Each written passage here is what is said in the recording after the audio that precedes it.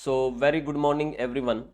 आज की इस क्लास में हम लोग बात करने वाले हैं भारतीय बैंकिंग सिस्टम के ऊपर, इंडियन बैंकिंग सिस्टम के ऊपर। तो बैंक की जो बेसिक जानकारी है, चाहे वो भारत में टोटल नंबर ऑफ वर्किंग जो बैंक्स जो आज की तारीख में इंडिया में काम कर रहे हैं, चाहे वो बैंक से रिलेटेड जितने भी इंपॉर्टेंट टर्म्स हैं, उनकी नॉलेज इस क्लास में हम लोग लेंगे। तो बहुत ही फंडामेंटली अगर हम बात करें, बैंक की अगर बात करें, तो ये क्लास बहुत इंपॉर्टेंट होने वाली है आप लोगों के लिए। सारी गवर्नमेंट वैकेंसीज जब आप कभी कंपटीशन एग्जाम में फाइट करते हैं, तो उसमें भी बैंक से रिलेटेड जुड़े हुए क्वेश्चंस हम हमारे सामने आते हैं, और उस वक्त ये क्लास आपके लिए डेफिनेटली सारे गवर्नमेंट एग्जाम के पर्पज से भी बहुत इंपॉर्टेंट है। तो चलिए हमारा बैंकिंग नॉलेज को हम थोड़ा सा स्ट्रॉन्ग करते हैं इस क्लास के माध्यम से।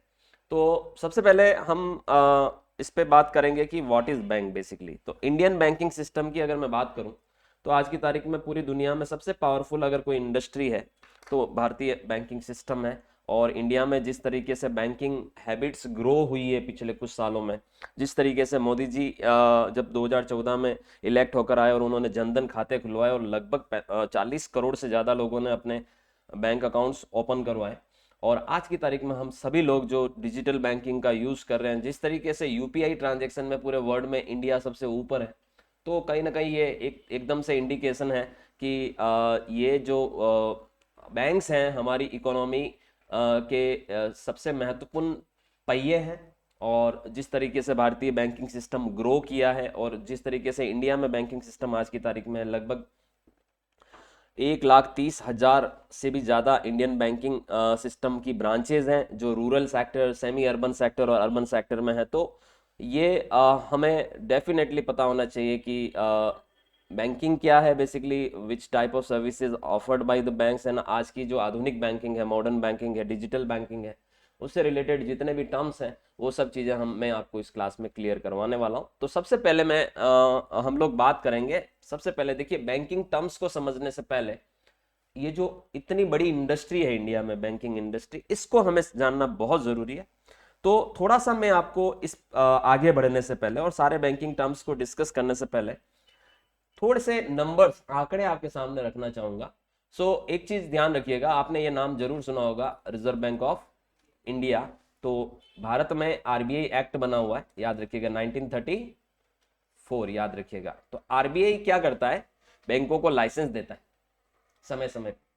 और ये जितने भी बैंक आज की तारीख में इंडिया में वर्किंग में है, कहीं ना कहीं ये सब आरबीआई द्वारा लाइसेंस्ड बैंक है, और आरबीआई की सेकंड शेड्यूल में लिस्टेड बैंक है। और जो आंकड़े मैं आपके सामने अभी वर्तमान में रखने वाला हूँ, आपको भारतीय बैंकिंग की जो पावर है वो पता चलेगी। सबसे पहले बात करते हैं इंडिया में पब्लिक सेक्टर बैंक की। ठीक है, तो पब्लिक सेक्टर बैंक्स भारत में आज की तारीख में, यानी 31 दिसंबर 2024 के आंकड़े में आपके सामने रखने वाला हूँ।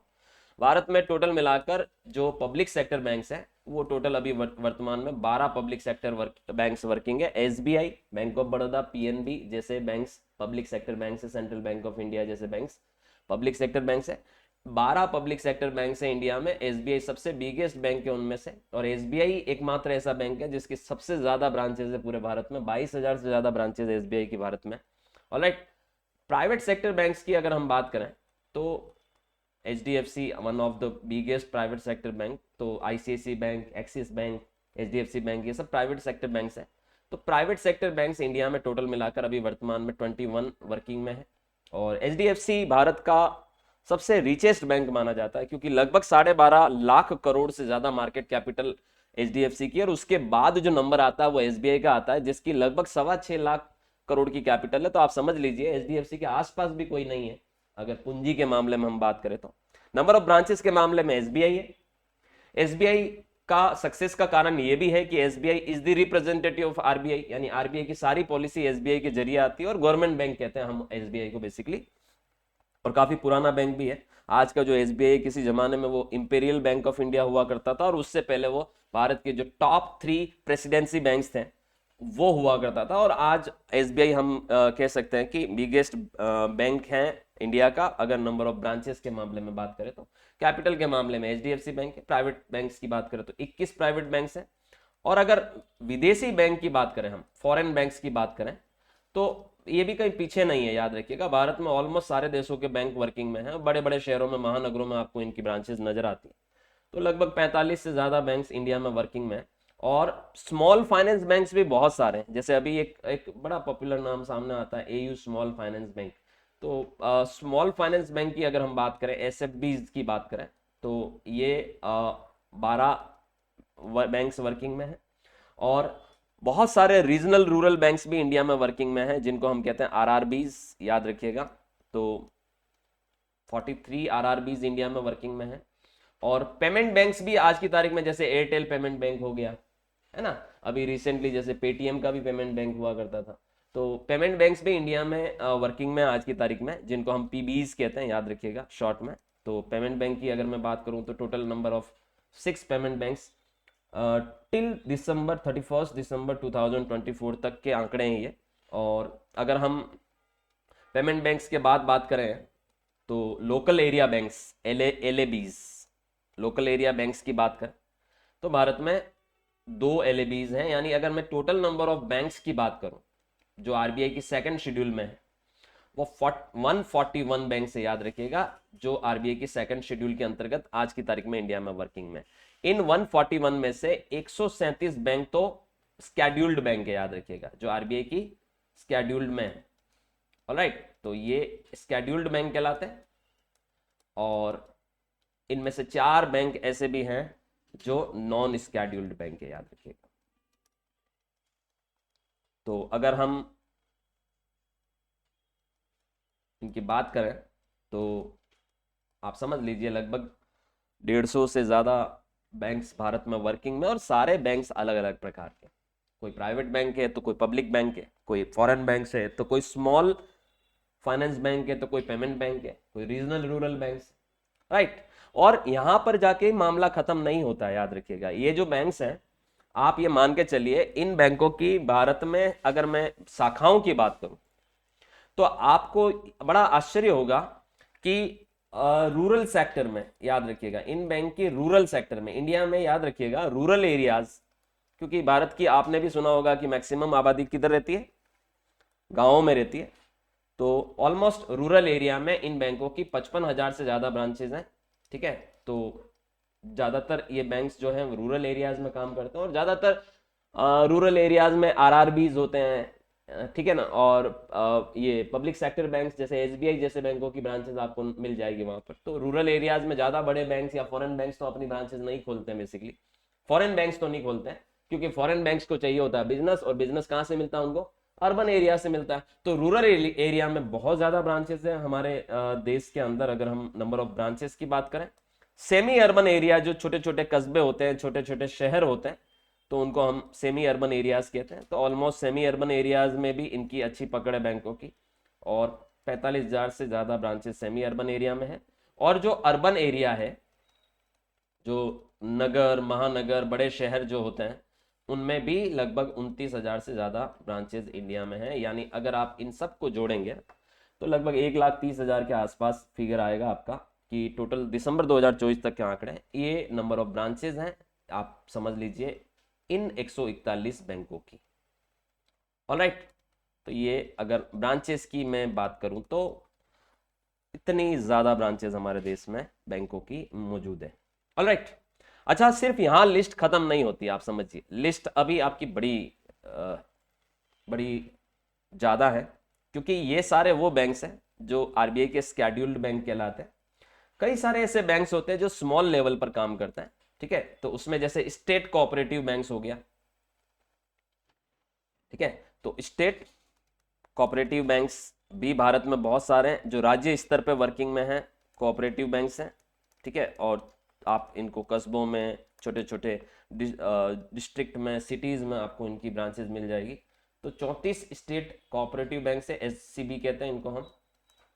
और उसके अलावा अगर हम बात करें डिस्ट्रिक्ट कोऑपरेटिव बैंक्स भी बहुत सारे, जैसे उदयपुर अर्बन कोऑपरेटिव बैंक्स, तो ये एक डिस्ट्रिक्ट कोऑपरेटिव बैंक हो गया। तो ऑलमोस्ट देखिए, आंकड़े अप्रोक्सीमेट आंकड़े मैं आपको बता रहा हूँ, जरूरी नहीं है कि एग्जैक्टली वही फिगर हो, ऊपर नीचे हो सकता है। डिस्ट्रिक्ट कोऑपरेटिव बैंक लगभग भारत में 352 डिस्ट्रिक्ट कोऑपरेटिव बैंक्स हैं, डीसीबीज कहते हैं इनको। और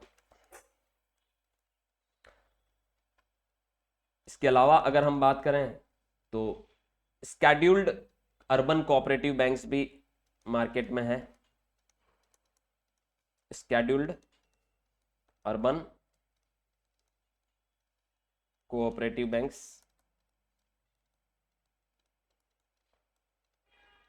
49, और non scheduled urban cooperative banks भी मार्केट में बहुत सारे।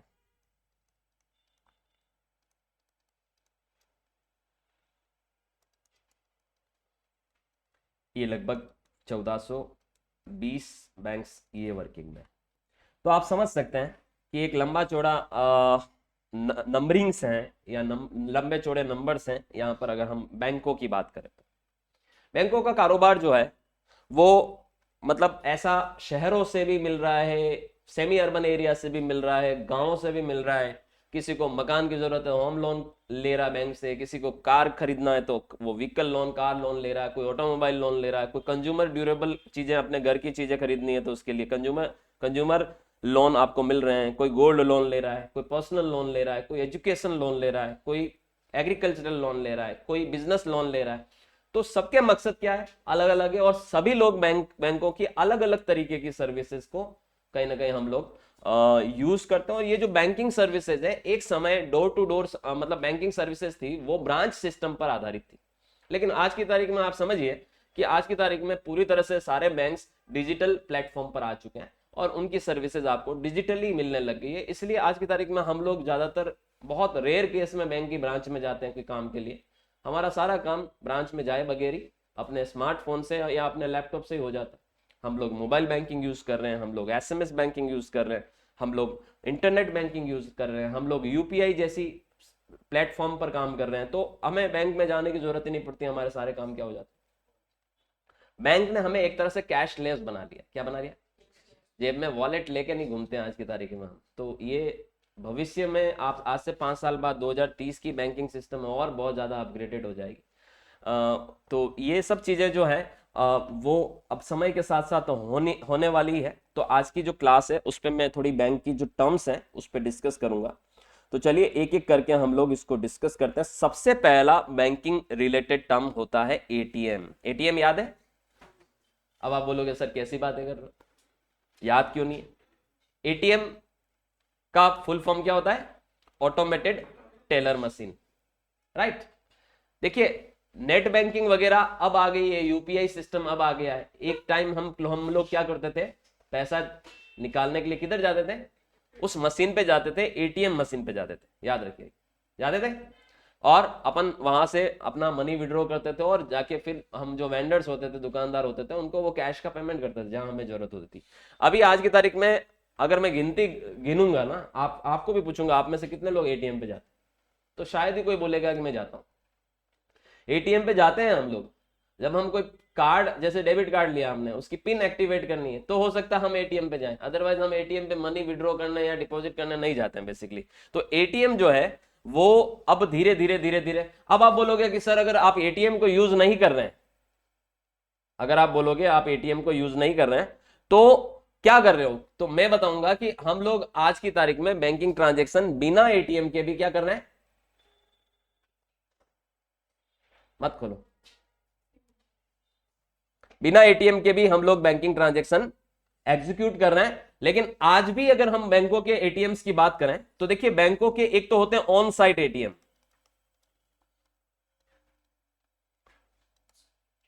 ध्यान देना, ऑन साइट एटीएम, जहां ब्रांच है वहां एटीएम है।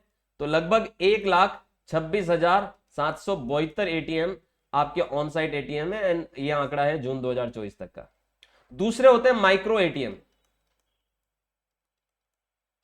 और माइक्रो एटीएम बहुत ज्यादा है, 15 लाख से ज्यादा माइक्रो एटीएम इंडिया में है। तो आप समझ लीजिए कि 17-18 लाख एटीएम आज की तारीख में इंडिया में। ऑलराइट, सो एटीएम का आप यूज नहीं करते हो, इसका मतलब ये कतई नहीं है कि हर व्यक्ति यूज नहीं करता। जो एडुकेटेड पर्सन है, जो यूपीआई यूज कर रहा है, उसका धीरे धीरे एटीएम से लेन देन खत्म हो गया है। लेकिन आज भी बहुत लोग जो है वो यूपीआई या नेट बैंकिंग यूज नहीं करते हैं, और आज भी वो एटीएम पर ही निर्भर है जब भी उनको पैसा निकालना हो या जमा कराना हो। बैंक में जो एटीएम लगा होता है, तो जब हम बैंक में कैश जमा कराने जाते हैं तो बहुत सारे बैंक्स क्या करते हैं, बहुत सारे बैंक क्या करते हैं, वो एटीएम जो होता है वो आपका पैसा काउंटर पे पहले डिपॉजिट होता था, बहुत सारे बैंकों ने क्या कर दिया, अब आपको एटीएम के जरिए पैसा डिपॉजिट करना होता है, या फिर आपको जो पासबुक की प्रिंटिंग करनी होती है वो एटीएम के जरिए करनी होती है। तो कहीं ना कहीं आप जब बैंकिंग सर्विसेज लेने बैंक की ब्रांच पे जाओगे तो बैंक ने काफी सारी सर्विसेज एटीएम के साथ क्या कर दी, लिंक कर दी। जरूरी नहीं कि एटीएम से सिर्फ कैश निकालने के लिए बंदा जा रहा है, वो अपनी पासबुक प्रिंट कराने के लिए भी एटीएम पे जा रहा है, और वो कैश डिपॉजिट कराने के लिए भी एटीएम पे जा रहा है, और वो अपना एटीएम का जो आपका डेबिट कार्ड है उसका पिन चेंज करना है कभी, या स्टेटमेंट निकालना है, या आपको करंट बैलेंस जानना है, तब भी आप बेसिकली एटीएम पे जा रहे हैं। और बैंकों में जो एटीएम लगे होते हैं, ब्रांच के साथ जो एटीएम लगे होते हैं, तो बैंकों ने अपनी ज्यादातर सर्विसेज एटीएम से कनेक्ट कर ली, तो उस केस में आपको वो एटीएम पे जाना पड़ता है। तो एटीएम सिस्टम खत्म नहीं हुआ है, एटीएम सिस्टम चालू है, लेकिन हमने कहीं ना कहीं इसको यूज करना थोड़ा सा क्या कर लिया, बंद कर लिया, क्योंकि और नए सिस्टम आ गए, और समय के साथ साथ अपग्रेडेशन तो होता ही रहता है, हर इंडस्ट्री में होता है। Alright, so ATM is called automated teller machine. It is an electronic machine जहां से कस्टमर अपनी वेरियस बैंकिंग ट्रांजेक्शन करता था और अपनी जरूरतों को पहले पूरा करता था, और आज भी करता है, ऐसी बात नहीं कि आज नहीं होती। अगला जो टर्म है वो है केवाईसी। याद रखिएगा, हर बैंक क्या करता है, अपने कस्टमर का जो अकाउंट ओपन करता है उसके साथ उसकी जो इंफॉर्मेशन है, उसकी पर्सनल इंफॉर्मेशन है, उसकी वेरिफिकेशन करता है। याद रखिएगा, उसको कहते हैं केवाईसी, नो योर कस्टमर। और सबसे ज्यादा इंपॉर्टेंट पार्ट होता है केवाईसी में, वो होता है आपका आज की तारीख में आधार और आपका पेन।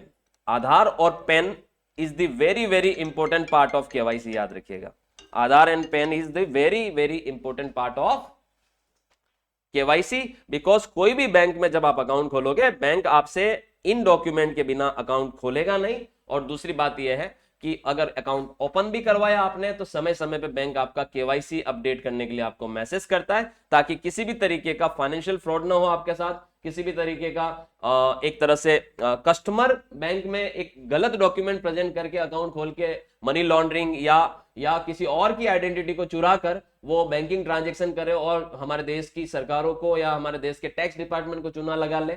तो ऐसा ना हो, उसके लिए बैंक हमसे समय समय पे केवाईसी अपग्रेड या अपडेट करने के लिए बोलता है। और अकाउंट खोलते वक्त भी वो केवाईसी आपसे कंफर्म करता है, आपकी कस्टमर आइडेंटिटी कंप्लीटली वो कंफर्म करता है। और अकाउंट ओपन करने के बाद भी समय समय पे आपकी केवाईसी से रिलेटेड आपको व्हाट्सएप पे मैसेज भेजता रहता है, आते हैं ना कि आप अपनी केवाईसी को कंप्लीट करिए। ऑलराइट, सो केवाईसी का फुल फॉर्म होता है नो योर कस्टमर। अगला है ईएमआई। ईएमआई का फुल फॉर्म होता है इक्वेटेड मंथली इंस्टॉलमेंट। कहते हैं ना, आम आदमी की जिंदगी ज्यादातर ईएमआई पे टिकी रहती है, हर चीज खरीदता किस पे, ईएमआई पे। ईएमआई का मतलब होता है एक फिक्स टाइम पीरियड पर आप टुकड़ों टुकड़ों में अपना जो आपने बैंक से पैसा लिया उसको लौटाते हैं। जनरली ये वर्ड जो होता है वो लोन से जुड़ा हुआ वर्ड होता है, इक्वेटेड मंथली इंस्टॉलमेंट। हम लोन लेते हैं अपनी जरूरत को पूरा करने के लिए, और फिर उस लोन को हम टुकड़ों टुकड़ों में वापस बैंक को चुकाते हैं। तो मेरी मंथली कोई किस्त आ रही है, मेरी क्वार्टरली कोई इंस्टॉलमेंट आ रही है, तो वो क्या कहलाएगी, ईएमआई कहलाएगी। ठीक है, तो जब आप एक स्पेसिफिक टाइम पीरियड के लिए लोन लेते हैं और उस लोन का पेमेंट आप रीपेमेंट जो है वो आप इंस्टॉलमेंट में पे करने जाते हैं, उसी को हम कहते हैं ईएमआई। याद रखिएगा। अच्छा, ये ईएमआई आपकी लोन के अगेंस्ट में भी आ सकती है। ये ईएमआई आजकल इंस्टॉलमेंट्स आपको इन्वेस्टमेंट करते हो उसमें भी आती है। जैसे आरडी कर रहे हो तो आरडी में भी तो आपकी ईएमआई आ रही है, हर महीने आपका एक अमाउंट आरडी में जा रहा है। आप किसी म्यूचुअल फंड की एसआईपी करा रहे हो तो एसआईपी में भी आप ईएमआई में पेमेंट कर रहे हो। तो ईएमआई मतलब मंथली पैसा देना, ध्यान देना। तो वो ज्यादातर ये ईएमआई वर्ड लोन से संबंधित जरूर है, लेकिन इन्वेस्टमेंट में भी आज की तारीख में ईएमआई हो जाती है, जिसको हम एसआईपी कहते हैं। क्या कहते हैं, एसआईपी यानी सिस्टमेटिक इन्वेस्टमेंट प्लान।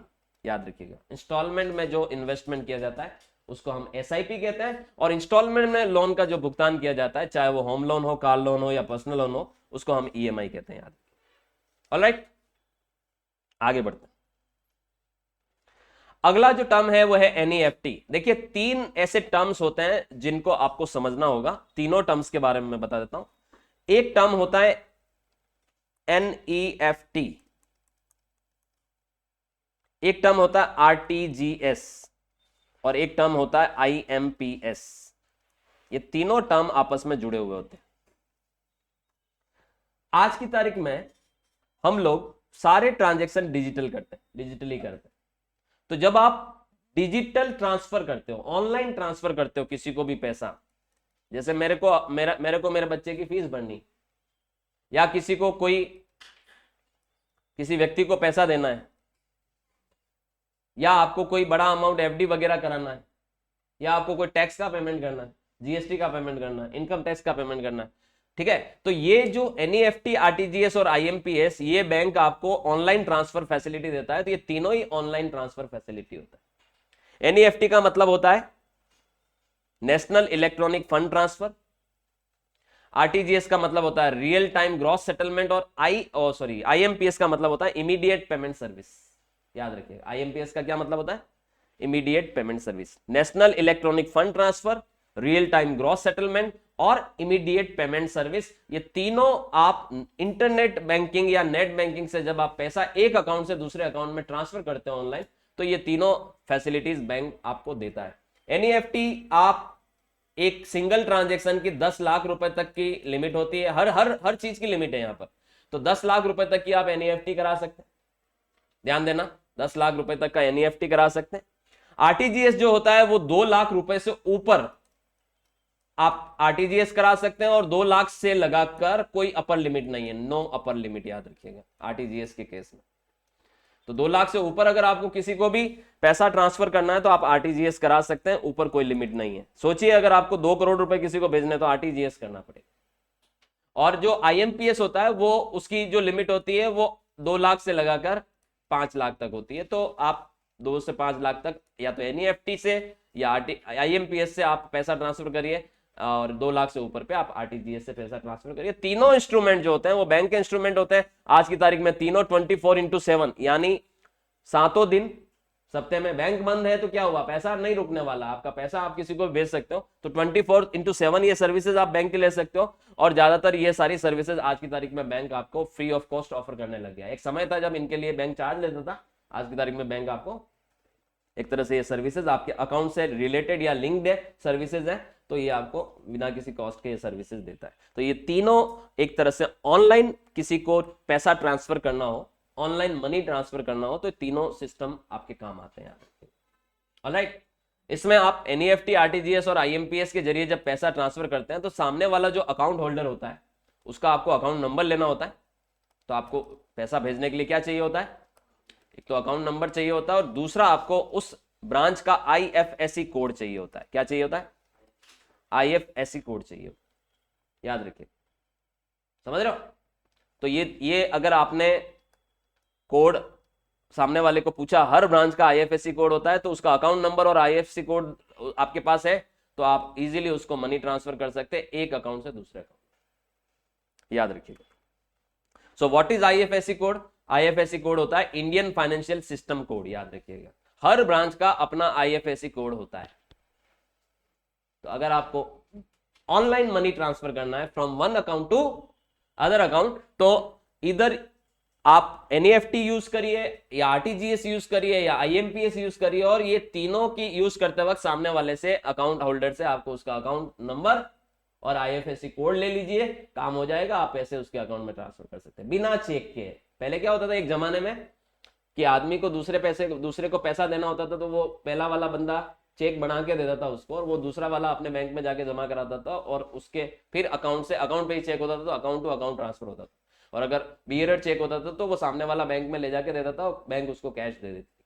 अब ये चेक वाला सिस्टम भी ऑलमोस्ट खत्म हो गया। ये एनईएफटी, आरटीजीएस और आईएमपीएस फैसिलिटी ऐसी हो गई है जहां पर आप चंद सेकंड में पैसा इधर से उधर कर ले, तो टाइम भी नहीं लगता। चेक को तो क्लियरिंग में क्या लगता था? टाइम लगता था। Alright, so all 3 facilities you can use electronic fund transfer system में, और वाया आईएफएससी कोड आप सामने वाले का ले लीजिए, आप इजीली उसको भेज सकते हैं। सर आईएफएससी कोड का पता कहां लगाए? देखिए 2 जगह से आपको आईएफएससी कोड पता चल सकता है अपना। मान लो सर मेरा भी बैंक अकाउंट है, आप बोलोगे सर मेरा भी बैंक अकाउंट है, मैं अपने बैंक अकाउंट का आईएफएससी कोड कहां से पता करूं? तो 2 जगह से, एक तो या तो आप अपने बैंक में जाके पता कर लीजिए, या आप इंटरनेट से भी पता कर सकते हैं। मान लो आज मेरा सेक्टर नंबर 5 में सेंट्रल बैंक ऑफ इंडिया में अकाउंट है मान लो, तो आप खाली इंटरनेट पे ये डालिए कि central bank of India sector 5 branch IFSC code, तो फट से आ जाएगा। वैसे ही गूगल नहीं दे देगा आपको। नहीं, अगर आप ऐसे नहीं पता करना चाहते तो आप अपना जो चेकबुक होगा उसको जाके टटोलिए, चेकबुक में आपको आईएफएससी कोड लिखा हुआ होता है। हर बैंक की ब्रांच का अपना क्या होता है, आईएफएससी कोड होता है, याद रखिए। ठीक है, एक और बात बता देता हूं, पिछले कुछ सालों से बैंक्स जो हैं वो मर्जर पॉलिसी के अंतर्गत आपस में क्या हो रहे हैं, मर्ज हो रहे हैं। तो सोचिए, आपका कुछ सालों पहले आपने एसबीबीजे में अकाउंट खुलवाया था, state bank of Bikaner and Jaipur. बाद में मर्जर पॉलिसी के अंतर्गत एसबीबीजे मर्ज हो गया किसमें, एसबीआई में। और वो जो एसबीबीजे की ब्रांच थी वो एसबीआई की ब्रांच बन गई। तो याद रखिएगा, अगर वो बैंक मर्जर पॉलिसी में मर्ज होते हैं तो याद रखिएगा उस बैंक की ब्रांच का आईएफएससी कोड भी बदलेगा। तो अगर आपके पास पुरानी चेकबुक है, पुरानी पासबुक है, तो आप अब अपने बैंक में जाइए और नई चेकबुक और नई पासबुक इश्यू करवाइए with new IFSC code. Account number हो सकता है वही रहे, लेकिन आईएफएससी कोड बदल जाएगा। ऐसे में अगर आप किसी व्यक्ति को पुराने आईएफएससी कोड पकड़ाओगे अकाउंट नंबर के साथ, तो वो फंड ट्रांसफर नहीं कर पाएगा उसके भी आप पर। इसलिए आपको यह भी ध्यान में रखना है कि जब भी आपके बैंक का स्टेटस बदलता है और मर्जर पॉलिसी में आपका बैंक बदल गया या ब्रांच बदल गई या आपने अकाउंट चेंज करवा के दूसरी ब्रांच में ले लिया, तो हर ब्रांच का अपना आईएफएससी कोड होता है और आईएफएससी कोड भी बदलेगा अगर मर्जर के केस में बैंक का नाम बदलता है, तो याद रखिए। सो आईएफएससी कोड आपको चेकबुक में मिल जाएगा, बैंक में जाके पता कर सकते हैं, इंटरनेट से मिल जाएगा, और पासबुक या स्टेटमेंट आता है तो उस पर भी ये लिखा हुआ होता है, तो आप कहीं से भी ये पता कर सकते हैं। ये एक चेक का फोटो है। चेक बेसिकली जब आप देखिए, चेक का फोटो, इसलिए मैं थोड़ा चेक के बारे में भी बता देता हूं आपको। अगर आपको किसी को पेमेंट करना है और आप अपना चेकबुक में से एक चेक निकाल के उसको दे रहे हैं सामने वाले को, तो आप सबसे पहले तो यहाँ डेट डालिए, वो डेट डालिए जिस तारीख को आप पेमेंट करना चाह रहे हैं, कभी भी ध्यान दें। तो डेट एक इंपॉर्टेंट पार्ट होती है, कभी भी ध्यान दें। जैसे आज क्या तारीख है, आज है 18 जनवरी 2025। अगर मैंने यहाँ 25 तारीख लिख दी, 25 जनवरी 2025, तो सामने वाला आज जाके भी बैंक में जमा कराएगा वो चेक, तो बैंक उसको क्लियर नहीं करेगा, 25 तारीख पहले वो क्लियरिंग में नहीं लगेगा। तो चेक की डेट बहुत इंपॉर्टेंट हो जाती है, याद रखिएगा। आपको किसी को पेमेंट कब करना है, आप वो डेट भरिए, ऑलराइट। और अगर आपने डेट भर ली और सामने वाला इसको 25 जनवरी 2025 को नहीं जाके 25 जनवरी 2026 को गया बैंक में उस चेक को लेके, तो वो चेक जो है वो वैसे ही आपका काम में नहीं आएगा, यूज नहीं आएगा, उसका समय पीरियड खत्म हो गया। जनरली एक चेक का समय पीरियड होता है 3 मंथ, 90 डेज। तो अगर आपने डेट भर दी तो सामने वाले को 90 डेज के अंदर अंदर क्या करवाना, उसको बैंक में जाके जमा कराना, क्लियर करवाना, याद रखिएगा। है इंस्ट्रूमेंट डेट ये होती है नीचे, ये यहां पर दिख रहा है, ये चेक की डेट होती है 6 डिजिट की, याद रखिएगा। ठीक है, तो आप जब बैंक में चेक जमा कराने जाते हैं तो आपको इसके साथ एक डिपॉजिट स्लिप भरनी पड़ती है, तो उसमें आप चेक का नंबर भर दीजिए। अच्छा, एक और बात बताता हूं, बहुत सारे आजकल बैंक में भी फास्ट काम होने लग गया। बैंक क्या करता है, बहुत सारे बैंक क्या करते हैं, आपसे आप जब चेक जमा कराने जाते हो वो सिर्फ ये बोलते हैं कि पीछे सिर्फ अपना अकाउंट नंबर लिख दो, चेक के पीछे हम आपके अकाउंट में वो पैसा डाल देंगे, अगर सेम बैंक ब्रांच है तो। जैसे किसी व्यक्ति ने आपको चेक दिया, उसका अकाउंट भी उसी बैंक ब्रांच में जिसमें आपका है, तो फिर आपको इस चेक के पीछे सिर्फ अपना अकाउंट नंबर लिखना है, बैंक आपका उसके अकाउंट से निकाल के आपके अकाउंट में डाल देगा। अन्यथा आपको क्या करना पड़ता है, डिपॉजिट स्लिप भरनी पड़ती है और उसमें फिर ये चेक नंबर आपको डालना होता है, 6 डिजिट का चेक नंबर। ओके, और इसके पास में ये जो नंबर होता है इसको कहते हैं MICR नंबर, magnetic ink character recognition number. ये चेक आजकल सब ऑटोमेटिक क्लियर होते हैं, मशीनों से क्लियर होते हैं, तो ये MICR मशीन जो होती है उससे चेक क्लियरिंग में लगता है। बेसिकली मैन्युअली चेक क्लियर नहीं होते हैं, इसीलिए आज की तारीख में काम सब बैंकों का क्या हो गया, फास्ट हो गया। पहले क्या लगता था, बहुत समय लगता था, याद रखिएगा। ठीक है, यहां पर आपको सामने वाले का नाम भरना है जिसको भी आप दे रहे हो, याद रखिएगा। आपने जैसे मान लो मैंने विक्रम को देना है चेक, तो मैं यहाँ पर विक्रम पूरा नाम डालूंगा। ठीक है, ये मान लो ये विक्रम गमेती। मैं यहाँ पर अमाउंट मेंशन करूंगा तो मैं यहाँ पर अमाउंट लिखूंगा। अमाउंट कभी भी यहाँ पर नंबर्स में लिखोगे, जैसे मेरे को 5000 देने, तो मैं यहाँ पर लिख दूंगा 5000 ओनली, वर्ड जरूरी है, और पीछे इस तरह से मार्क, गैप नहीं रखना है ज्यादा बीच में। आपने आगे भी गैप मत रखिएगा, अगर आपने आगे गैप रख दिया वो यहाँ लिख देगा 5,05,000 और यहाँ पर भी 50 लगा देगा उसके आगे कभी भी, तो आप इस तरह से बिल्कुल सटा के आप भरिए और पीछे ये लाइन खींचिए। बहुत लोग क्या करते हैं, राजा होते हैं, जैसे महाराजा होते हैं, महाराजा के जमाने में ये 5000 यहाँ लिखते हैं इस जगह पे, आगे भी जगह छोड़ देते हैं, और ये 5000 भी यहाँ लिखते हैं, पीछे भी कुछ नहीं लिखते, आगे भी कुछ नहीं लिखते। तो आप सामने वाले को तो मौका दे रहे हो फ्रॉड करने का। उसने यहाँ 5 लाख डाल दिया और यहाँ पर 50 लिख दिया, तो 5 लाख 5,000 हो गया, और वो जाके बैंक में डालेगा। सर डालेगा तो क्या हो जाएगा? मैंने कहा क्यों? बोले मेरे खाते में तो 6,000 ही है। मैंने कहा उसका चेक बाउंस हो जाएगा, फिर वो आपके ऊपर बाउंसिंग का क्या लगाएगा, चेक डिसऑनर का केस ठोक देगा कि मेरे को इसने 5,05,000 का चेक दिया और जानबूझ करके अपना फंड क्या रखा, खाली रखा, इनसफिशियंट फंड का। चेक बाउंसिंग एक अपराध है, याद रखिएगा। आप देख रहे हो 6,000 ही है तो क्या बिगाड़ लेगा, पैसे थोड़ी निकलेंगे। चेक बाउंस हो गया तो बिगाड़ लेगा, कोर्ट में ले जाएगा आपको खींच के।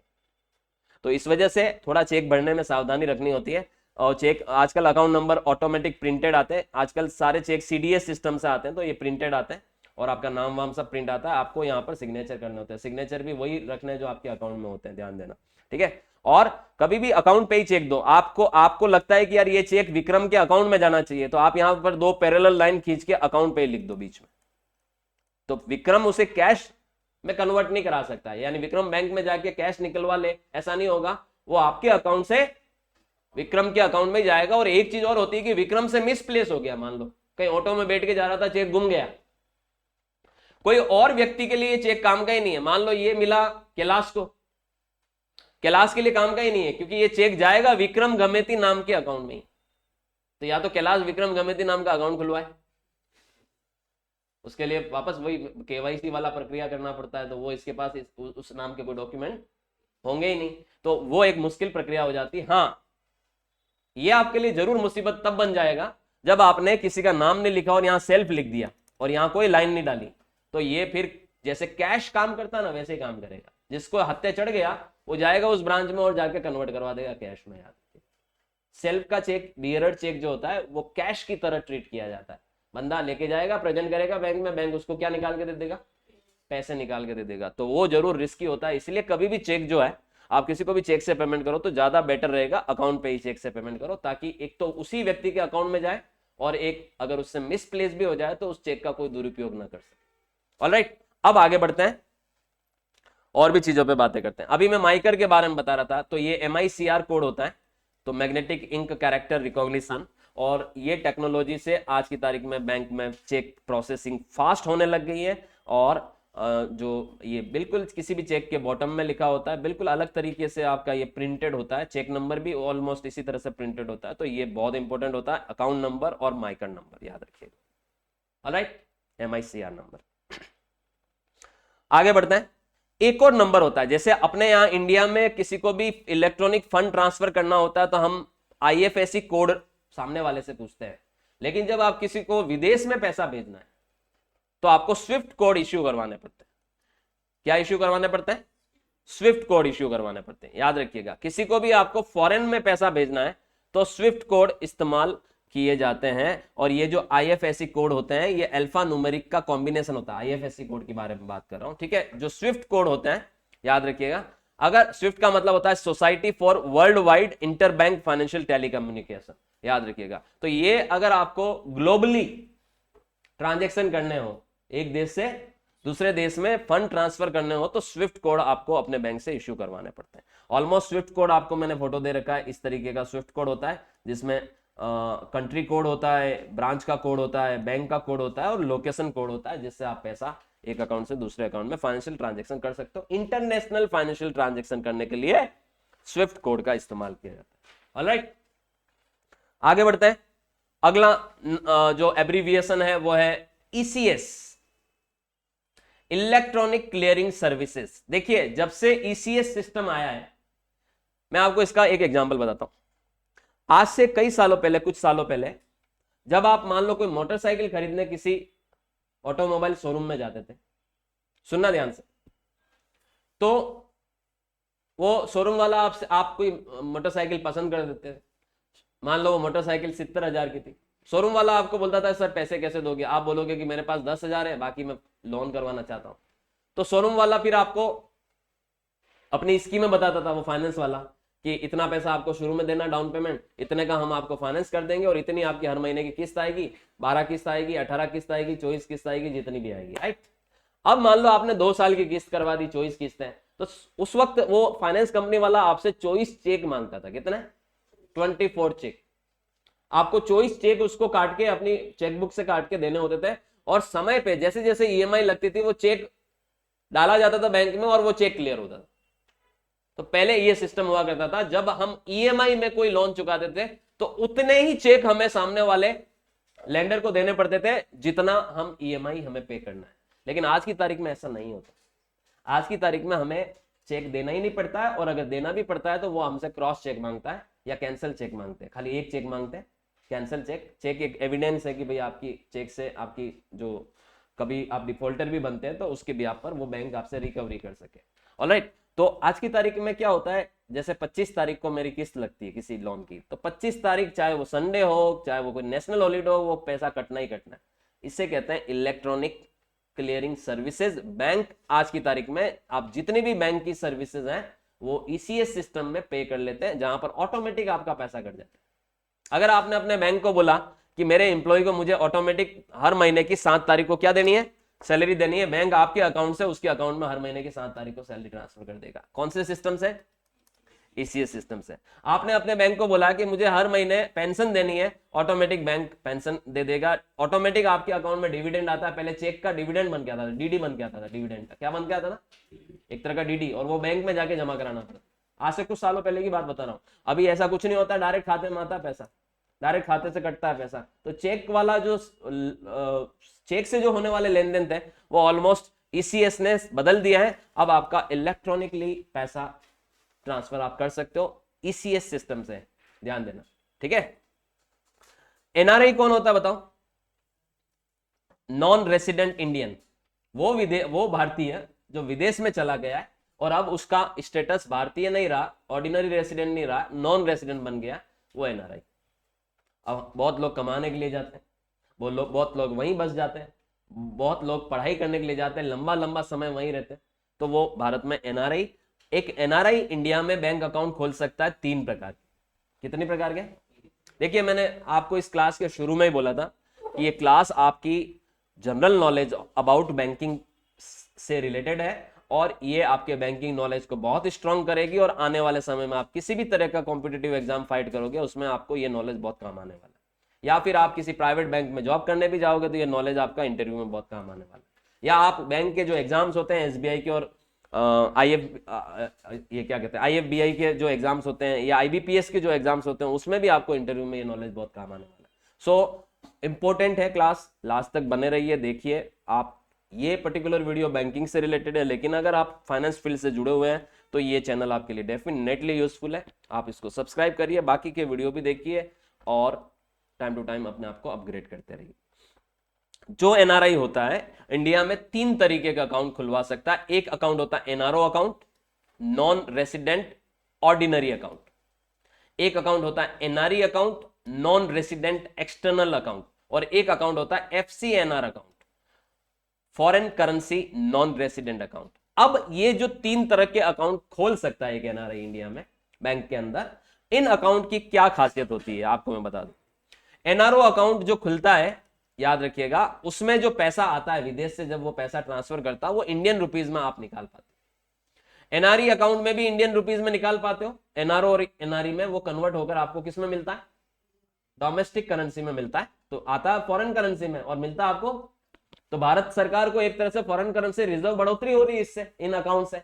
तो भारत सरकार कुछ फायदा भी देती है इन अकाउंट पर, बताऊंगा वो फायदे क्या है। और जो एफसीएनआर अकाउंट होता है वो आप विदेशी करेंसी में, चाहे वो यूएस डॉलर में, या चाहे ऑस्ट्रेलियन डॉलर में, या चाहे आप जो पाउंड स्टर्लिंग में, या यूरो में, किसी में भी आप ये अकाउंट, आपका ये फॉरेन करेंसी में ही ये अकाउंट होता है बेसिकली। जो एनआरओ अकाउंट होता है, याद रखिएगा, एनआरआई जो होता है बाहर, जो विदेश में रह रहा है, वो इस अकाउंट में अपना पैसा भेज सकता है विदेश से, और जो भारत में उसके परिवार वाले रहते हैं वो उस पैसे को जब निकालते हैं तो उनको किस रूप में मिलता है? रुपीज में मिलता है। और इस तरीके के जो अकाउंट में जो आप प्रिंसिपल और इंटरेस्ट आपका जो आता है बेसिकली, वो सारा टैक्सेबल होता है आपके लिए, याद रखिएगा, ठीक है। और एनआरआई अकाउंट जो होता है, जो एनआरई अकाउंट, सॉरी कौन सा? एनआरई अकाउंट, उसमें भी आप अपना पैसा इंडिया में भेजते हो अपने परिवारजनों के लिए, ठीक है, और आप यहां से उसको निकाल भी सकते हो। ठीक है। और ये जो पैसा होता है वो पूरी तरह से टैक्स फ्री होता है। इसीलिए ये कहा जाता है कि अगर आप एक एनआरआई है, भारत में आपका स्टेटस एनआरआई लग गया, और अगर आपने एनआरई अकाउंट इंडिया में खोला, तो उसमें आपका जो पैसा आप ट्रांसफर करोगे उसका उस पे और ब्याज पर किसी भी तरह का कोई टैक्स नहीं लगता, पूरी तरह से एग्जेम्प्ट होता है।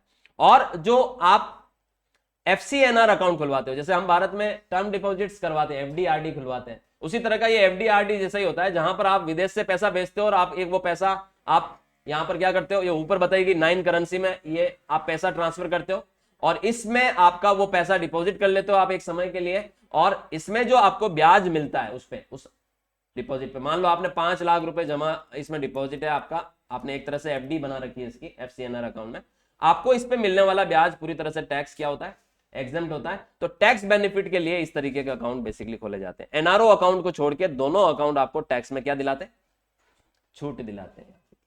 तो ये 3 तरीके का अकाउंट होते हैं जो एक विदेशी नागरिक वो जो भारतीय मूल से था लेकिन विदेश में जाके बस गया, जिसको हम क्या कहते हैं, एनआरआई कहते हैं, वो इंडिया में ओपन करवाता है अपनी बैंकिंग नीड्स को पूरा करने के लिए। ऑलराइट, ये नाम तो आपने जरूर सुना होगा, एफडी, फिक्स्ड डिपॉजिट होता है। बताओ क्या कैरेक्टरिस्टिक्स होती है एफडी की। एफडी क्या होता है, हम एक निश्चित अमाउंट जैसे 5 लाख एक निश्चित पीरियड के लिए जैसे 5 साल के लिए एक निश्चित ब्याज पर जैसे 7% पर एनम ब्याज पर बैंक को दे देते, राइट। अब आप उस 5 लाख को बैंक को आपने 5 साल के लिए 7% पे दे दिया, बैंक उसके अगेंस्ट में आपको एक सर्टिफिकेट दे देता है जिसमें ये सब चीजें लिखी होती है और मैच्योरिटी डेट भी लिखी होती है और कितना पैसा आपको मैच्योरिटी में मिलेगा वो भी लिखा होता है। इसको हम कहते हैं एफडी, फिक्स्ड डिपॉजिट। बैंकों में जो डिपॉजिट होता है वो 2 तरीके का होता है। एक होता है डिमांड डिपॉजिट, याद रखिएगा, जिसको डीडी आप कह सकते हो। एक होता है टाइम डिपॉजिट, जिसको आप टीडी कह सकते हो। डिमांड डिपॉजिट के एग्जांपल होते हैं सेविंग बैंक अकाउंट और करंट अकाउंट, और टाइम डिपॉजिट के एग्जांपल होते हैं एफडी और आरडी। टाइम डिपॉजिट और डिमांड डिपॉजिट में यह फर्क होता है कि जो सेविंग और करंट अकाउंट होते हैं उसमें हम जब मर्जी आए तब पैसा जमा कराते हैं और जब मर्जी आए तब वापस निकाल सकते हैं। उन पर रेट ऑफ इंटरेस्ट भी कम होती है।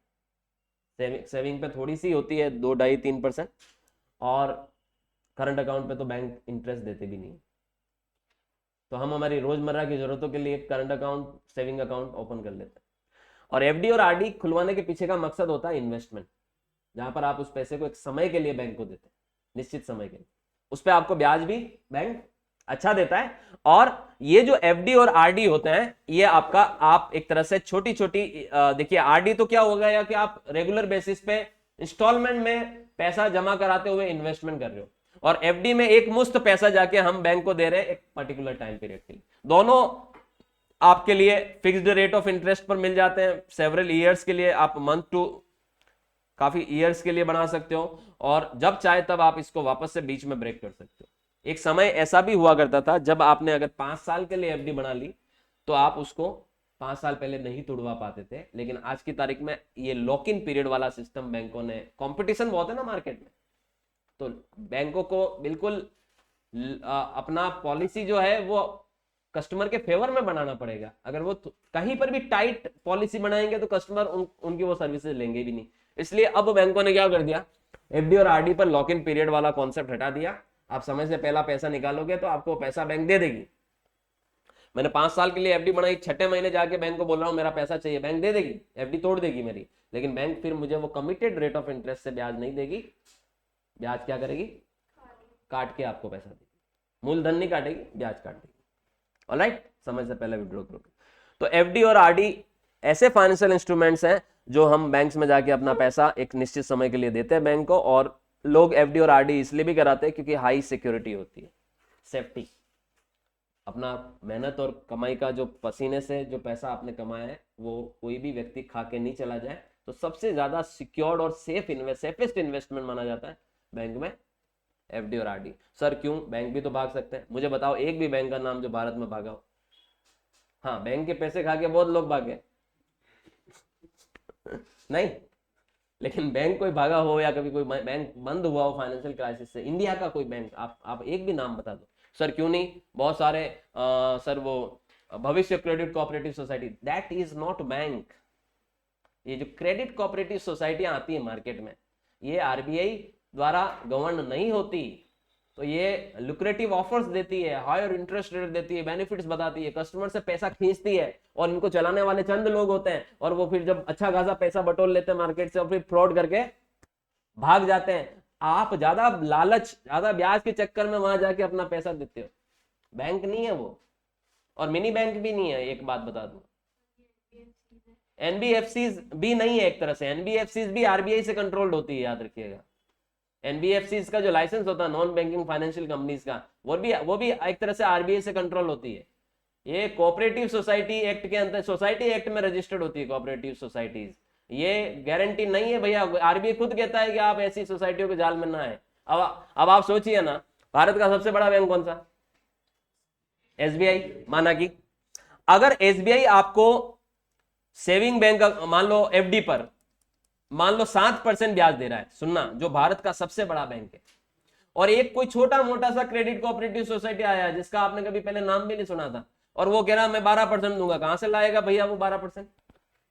सोचने की बात है।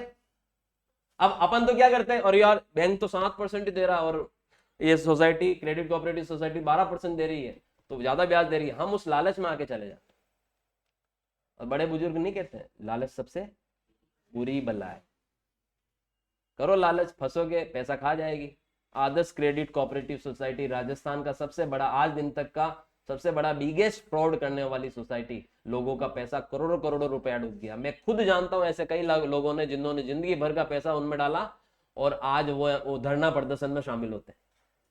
अब वो सरकार से गुहार लगाते हैं, डिस्ट्रिक्ट कलेक्टर से गुहार लगाते हैं, हमारे मुख्यमंत्री साहब को बोलते हैं कि ये पैसा हमें दिलवाइए। कहां से दिलवाएंगे? वो सोसाइटियां गवर्न किसी भी संस्था या किसी भी एक्ट में होती नहीं थी।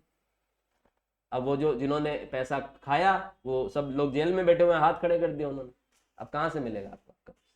तो ये चीजें बहुत ध्यान रखने वाली बात होती है, समझ रहे हैं? तो बैंक्स सबसे सेफेस्ट जगह मानी जाती जहां पर हम अपना इन्वेस्टमेंट देते हैं। हाँ, रिटर्न कम मिलेगा लेकिन पैसा तो सेफ है ना। और आपको एक और चीज बता देता हूं, बैंकों में जो पैसा जमा होता है, आरबीआई उस केस में हमें इंश्योरेंस देती है, याद रखिएगा, गारंटी देती है कि कल को बैंक भाग भी गया, 5 लाख का बीमा एवरी अकाउंट पे होता है। तो आपका पैसा पड़ा भी है तो 5 लाख रुपए जितना तो आरबीआई रिस्क ले रही है आपकी, कि कल को बैंक भाग गया तो पैसा कौन देगी? आरबीआई देगी। ऑलराइट, तो इसलिए सेफेस्ट इन्वेस्टमेंट माना जाता है। अगला है कासा। कासा का मतलब होता है करंट अकाउंट, सेविंग अकाउंट। अब आपको इसको कासा का कॉन्सेप्ट समझने के लिए मैं थोड़ा सा इधर की तरफ लेके आता हूं। अभी अभी मैंने आपको बताया कि बैंक हमसे पैसा 4 तरीकों से जनरली बटोरती है। पहला होता है करंट अकाउंट। बैंक में आपका जो डिपॉजिट अकाउंट होता है कितने प्रकार के? नॉर्मली 4 प्रकार के होते हैं। Current account, saving account, FD account और आरडी अकाउंट, रेकरिंग डिपॉजिट। अब करंट अकाउंट पे बैंक कोई ब्याज नहीं देती, सुनना, आपसे जो पैसा लेती है उस पर कोई ब्याज नहीं देती। सेविंग अकाउंट पे अगर आप पब्लिक सेक्टर बैंकों की बात करो तो 2.5 से 3% के आसपास इंटरेस्ट मिलता है सेविंग बैंक अकाउंट पे। एफडी पे आपको मोटे मोटे तौर पे 7% के आसपास, और आरडी पे भी ऑलमोस्ट सेम रहता है। यानी अब आप ये समझिए, ये 2 अकाउंट ऐसे होते हैं, कौन से? करंट और सेविंग अकाउंट, जहां पर बैंक को बहुत कम दर से ब्याज देना पड़ता है या नहीं देना। और ये 2 अकाउंट ऐसे होते हैं जहां पर बैंक आपसे पैसा लेती है लेकिन उनको ज्यादा आपको ब्याज देना पड़ता है। मतलब जो पैसा एफडी और आरडी से बैंक के पास आ रहा है, उस पैसे की कॉस्ट बैंक को ज्यादा भुगतनी पड़ती है, हायर कॉस्ट होती है। आरडी और एफडी से के माध्यम से जो पैसा आपसे बैंक ले रही है उस पर बैंक को ज्यादा ब्याज देना पड़ रहा है, यानी बैंक को ज्यादा कॉस्ट लग रही है। और एफडी, सेविंग अकाउंट और करंट अकाउंट पे आप जो पैसा देते हो वो बिल्कुल बैंक को लोअर कॉस्ट में पैसा मिल जाता है। तो जो सेविंग और करंट अकाउंट पर जो बैंकों को पैसा मिलता है पब्लिक से, उसी को हम कासा कहते हैं, कासा रेशियो। बैंक का ये चारों से जो पैसा बैंक को मिलेगा, मान लो सोचिए चारों तरह के अकाउंट से बैंक को 100% पैसा मिला, 100 रुपया मिला माना कि, तो इसको कहते हैं net time and demand liability, NDTL, net demand and time liability, NDTL, bank का टोटल डिपॉजिट जो पब्लिक से बैंक लेती है वो बैंक का एनडीटीएल कहलाता है। और अगर 100 रुपया बैंक का एनडीटीएल है और उसमें से अगर 60 रुपया बैंक को किससे मिला, करंट और सेविंग अकाउंट से मिला, तो बैंक का जो कासा रेशियो है कितना हो गया, 60% हो गया। टोटल अगर बैंक को सोचिए 1 लाख करोड़ रुपया बैंक को कस्टमर से, बैंक ने ले रखा अपने कस्टमर से, 1 लाख करोड़ में से 60,000 करोड़ बैंक को करंट अकाउंट और सेविंग अकाउंट पे आया हुआ है, तो बैंक का कासा रेशियो 60% हो गया। जिन बैंक का कासा रेशियो ज्यादा होता है, यानी उस बैंक को जो पब्लिक से जो पैसा मिल रहा है वो कम इंटरेस्ट दरों पे मिल रहा है, तो वो बैंक, उस बैंक क्या करती है, आपसे पैसा लेके क्या करती है, वापस री इन्वेस्ट करती है, या तो वो मार्केट में सिक्योरिटीज में री इन्वेस्ट करती है या आपको लोन के रूप में देती है। तो वो पैसा आप हमेशा ध्यान देना, हमें जब देखिए हमसे बैंक जो पैसा लेती है वो उस पर कम ब्याज देती है हमें, और हमें जब लोन के रूप में पैसा देती है तो हमसे ज्यादा ब्याज लेती है। सबसे कम ब्याज होता है होम लोन पे, 8.5% के आसपास होम लोन पे रेट ऑफ इंटरेस्ट चालू होता है। तो मेरे को एक बात बताओ, होम लोन सबसे कम ब्याज पर मिलता है और 8.5% किसी भी बैंक के डिपॉजिट पे आपको नहीं दिया जाता। तो ये जो गैप होता है, 7% एफडी पे आपको मिला और होम लोन आपने लिया 8.5% पे, तो 1.5% का फायदा बैंक को हो रहा है। तो बैंक, उसी गैप से तो बैंक की इनकम हो रही है बेसिकली। तो अगर बैंक को सस्ता पैसा मिलेगा और बैंक उसको वापस से लोन के रूप में जब हायर इंटरेस्ट रेट पे देगी, तो बैंक की इनकम क्या होगी, बढ़ेगी। तो कासा रेशियो जितना ज्यादा होगा बैंक की कमाई उतनी ज्यादा मानी जाएगी। इसीलिए कासा का मतलब होता है किसी भी बैंक का करंट अकाउंट और सेविंग अकाउंट पे जो पैसा बैंक को मिल रहा है वो हम कासा रेशियो कहते हैं। और ये रेशियो हमेशा एक, अगर ज्यादा higher the ratio higher the profit, lower the ratio lower the profit. समझ रहे? आप सोचिए अगर आपको, आपके पास 50,000 है, आप मेरे पास आए, आपने बोला कि सर मेरे को शेयर मार्केट में डालना है। मैं कहा ठीक है, लेकिन सर मेरे को बैंकिंग स्टॉक ही खरीदना है। मैंने कहा ओके। तो उस केस में जब मैं बैंक का स्टॉक पिक करने के लिए सामने वाले को सजेस्ट करूंगा, तो मैं उसको बोलूंगा कि ऐसे बैंक में ही डालना जिसका कासा रेशियो क्या हो, ज्यादा हो।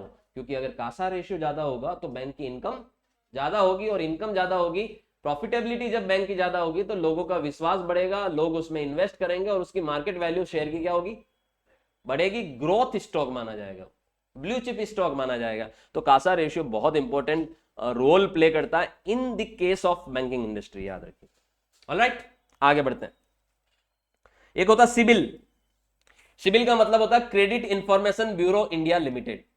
सिबिल एक तरह से एक ऐसी क्रेडिट इंफॉर्मेशन कंपनी है जो हर बैंक में, हर उस व्यक्ति का जिसने कभी ना कभी बैंक से कोई लोन या कोई किसी तरह का क्रेडिट कार्ड लिया, हर व्यक्ति का एक स्कोर बनाती है जिसको हम कहते हैं सिबिल स्कोर या credit score.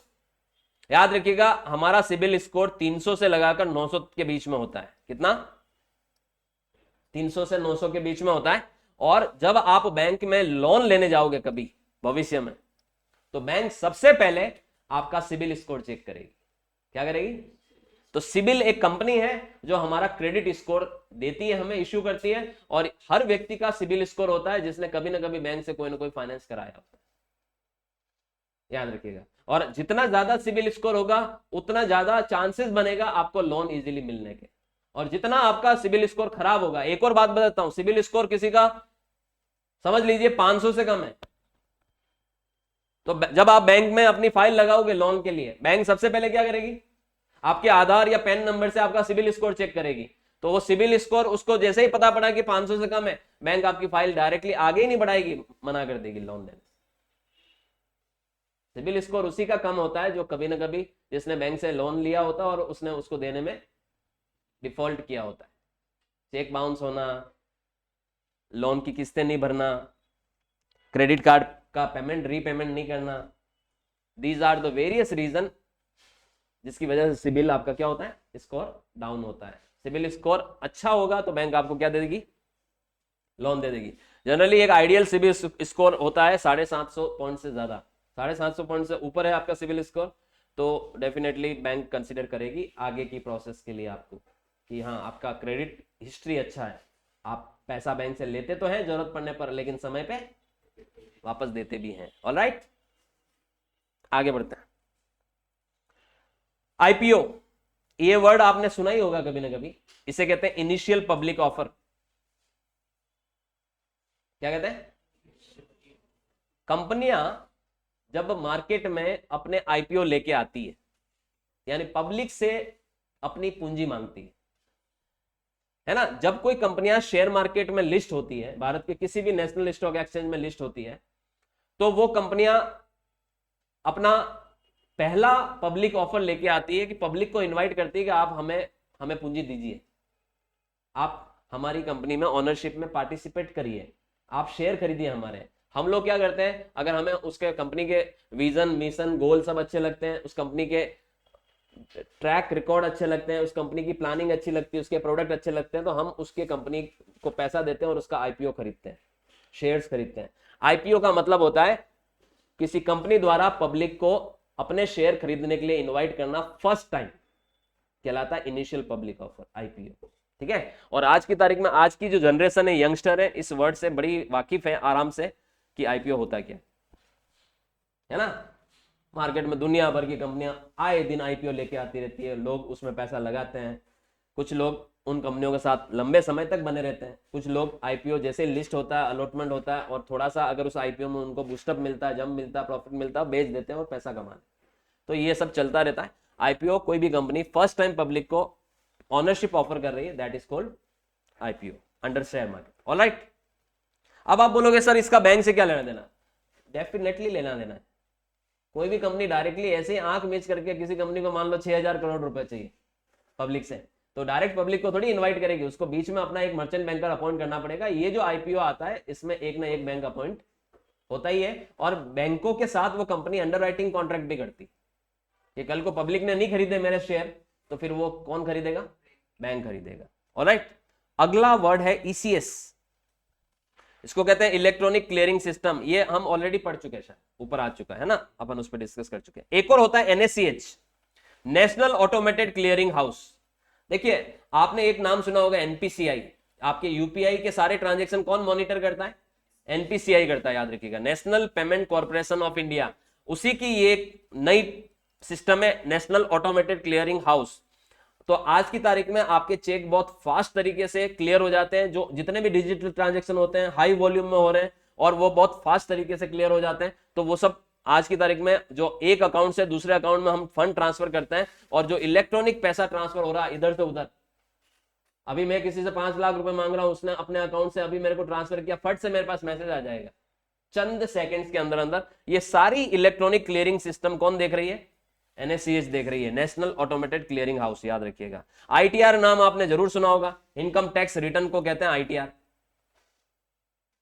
Alright, income tax return को कहते हैं आईटीआर। जब आपकी इनकम एक लिमिट से, जो गवर्नमेंट द्वारा बताई गई लिमिट से क्रॉस कर जाएगी, जब आपकी इनकम टैक्सेबल हो जाएगी, आपको इनकम टैक्स रिटर्न भरना होगा। ये एक फॉर्म होता है जो हर साल हर उस व्यक्ति को भरना होता है जिसकी इनकम एग्जेम्पशन लिमिट से ज्यादा होती है, क्रॉस कर जाती है। ऑलराइट।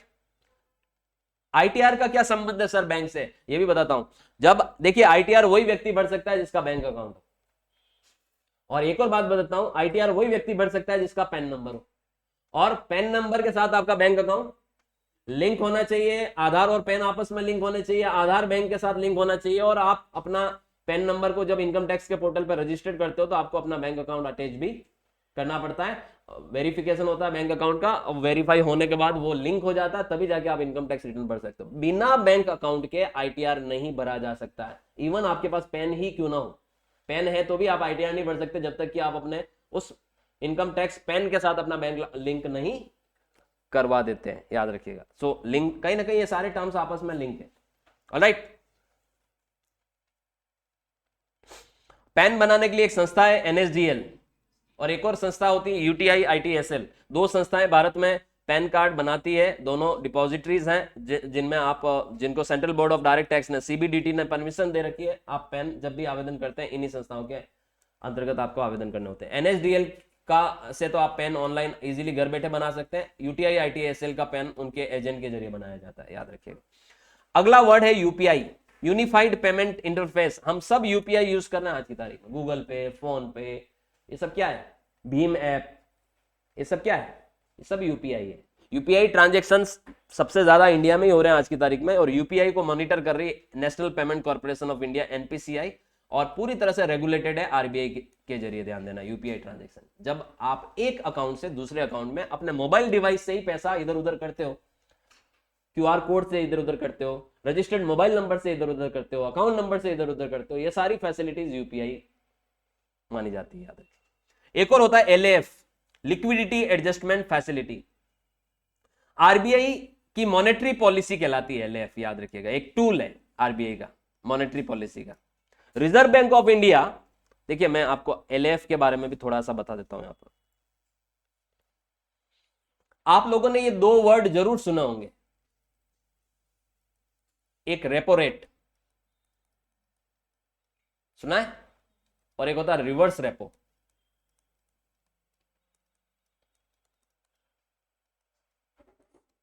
वर्तमान में रेपो रेट आज की तारीख में 6.5% है, और रिवर्स रेपो रेट है 3.35%। अब होता क्या है ये रेपो रेट और रिवर्स रेपो रेट? भारत में जितने भी स्केड्यूल्ड बैंक है आरबीआई की, जो शेड्यूल में है, सेकंड शेड्यूल में, उनको जब पैसे की जरूरत होती है, फंड की जरूरत होती है, बैंक को पैसे की जरूरत पड़ सकती है, बैंक किसके पास जाएगा? आरबीआई के पास जाएगा, बोलेगा मुझे पैसों की जरूरत है। आरबीआई उस बैंक को जिस रेट से पैसा देगी उसे रेपो रेट कहते हैं। आरबीआई किसी भी बैंक को जिस रेट से मनी लैंडिंग करता है उसको रेपो रेट कहा जाता है, याद रखिए, ठीक है।